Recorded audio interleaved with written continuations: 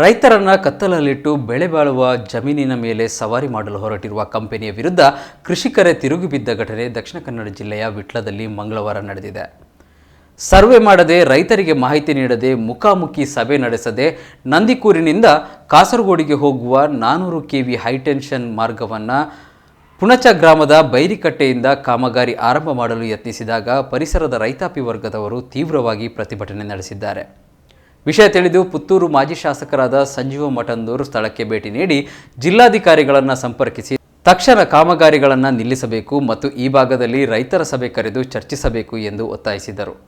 ಇದಕ್ಕೆ ಸ್ಪಂದಿಸಿದ ಡಿಸಿಯವರು ಕಾಮಗಾರಿಯನ್ನು ಈ ಕೂಡಲೇ ನಿಲ್ಲಿಸುವಂತೆ ಬಂಟ್ವಾಳ ತಹಶೀಲ್ದಾರ್ ಅವರಿಗೆ ಸೂಚಿಸಿದರು.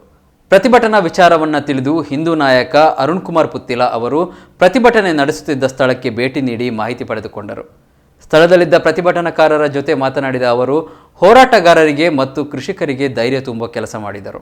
ಈ ಸಂದರ್ಭದಲ್ಲಿ ಪುತ್ತೂರು ಮಂಡಲ ಬಿಜೆಪಿ ಉಪಾಧ್ಯಕ್ಷರಾದ ಹರಿಪ್ರಸಾದ್ ಯಾದವ್, ವಿಟ್ಲ ಬಿಜೆಪಿ ಪ್ರಮುಖರಾದ ಕರುಣಾಕರ ನೈತೊಟ್ಟು, ಪುಣಚ ಪಂಚಾಯತ್ ಸದಸ್ಯರಾದ ಅಶೋಕ್ ಮೂಡಂಬೈಲು, ತೀರ್ಥರಾಮ್, ರೈತ ಮುಖಂಡರಾದ ಸಂಜೀವ್ ಗೌಡ ಮೊದಲಾದವರು ಉಪಸ್ಥಿತರಿದ್ದರು.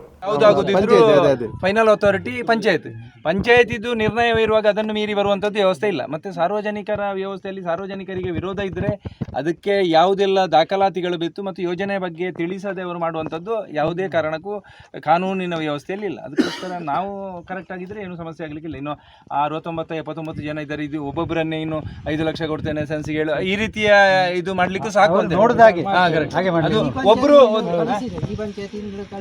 ಕಳಿಸಿದ ಅದರದೊಂದು ಕಾಪಿ ತೆಗೆದು ಅವರಿಗೆ ಮಾಡ್ಲಿಕ್ಕೆ ಮೊನ್ನೆ ಹೇಳಿದಾಗೆ ಬೇರೆ ಬೇರೆ ಆಪ್ಷನ್ ಉಂಟು. ಒಂದು ಅಡಿಯಲ್ಲಿ ಮಾಡಬಹುದು, ಇನ್ನೊಂದು ಸಮುದ್ರದ ಬದಿಯಲ್ಲಿ ಮಾಡಬಹುದು ಅಂತ ಹೇಳಿ ಹೌದೌದು.